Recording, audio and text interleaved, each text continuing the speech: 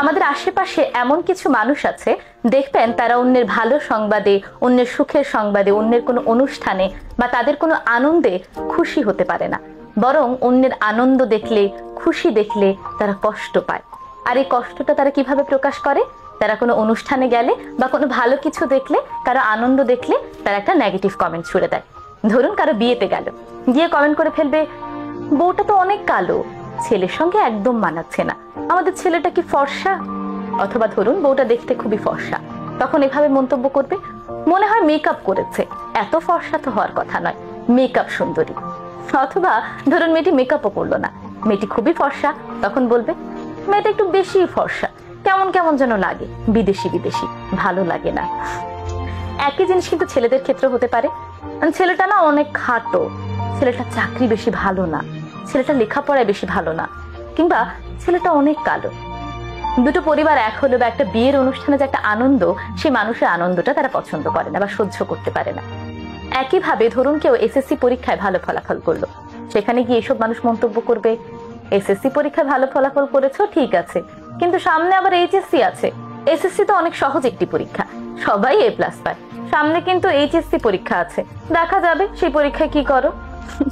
আবার এইচএসসি পরীক্ষায় ভালো ফলাফল করলে বলে তাহলে দেখা যাবে অ্যাডমিশনে কি করো, এমন কত এ প্লাস পায়, অ্যাডমিশন পরীক্ষায় গিয়ে আর কোথাও চান্স পায় না।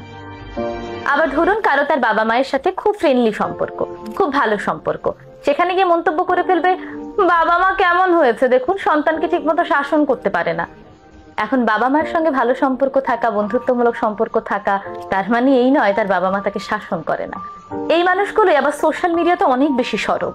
ধরুন কারো আনন্দের কোনো ভিডিও তারা দেখলো, কারো কোনো আনন্দের মুহূর্ত ফেসবুকে শেয়ার করলো ভিডিও করে, তারা সেই ভিডিওতে গিয়ে অবশ্যই নেগেটিভ কমেন্ট করবে, নানা ধরনের বিরূপ মন্তব্য করে তারা তাদের ফ্রাস্ট্রেশন সেখানে ঝাড়ার চেষ্টা করবে।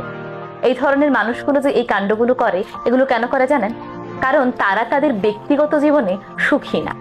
তারা যে তাদের ব্যক্তিগত জীবনে সুখী হতে পারছে না, এই ফ্রাস্ট্রেশনটা তারা অন্য মানুষের ভিডিওতে এসে প্রকাশ করে বা অন্য মানুষের জীবনে গিয়ে বিরূপ মন্তব্য করার মাধ্যমে প্রকাশ করে।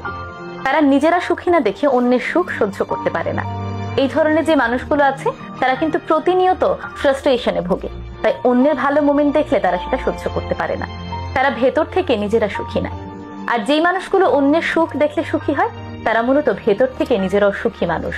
আর যারা নেগেটিভ চিন্তা ভাবনা নিয়ে চলেন, তাদের উচিত এই মানসিকতা পরিবর্তন করার, নয়তো তাদের সারা জীবন কষ্টই পেয়ে যেতে হবে মনে মনে। কারণ আপনি সুখী না তার মানে এই নয় পৃথিবীর বাকিরা সুখী না। পৃথিবীতে মানুষ অনেক ছোট ছোট জিনিস পেয়েও খুশি হয়। পৃথিবীতে এমন অনেক মানুষ আছে যারা ছোট্ট ছোট্ট ইভেন্টে খুশি হয়, নিজের পরিবারকে নিয়ে সুখী, নিজের প্রিয় মানুষকে নিয়ে সুখী। যারা অন্যের সুখ দেখে সুখী হতে পারেন না, তাদের উচিত এই জিনিসটি বর্জন করা, বরং অন্যের সুখে সুখী হওয়ার চেষ্টা করা। তাহলেই দেখবেন আপনার জীবনে কষ্ট থাকলেও অন্যের সুখ দেখেও আপনার মনে আনন্দ লাগছে। আর এটা কিন্তু মহৎ মানসিকতার বহিঃপ্রকাশ।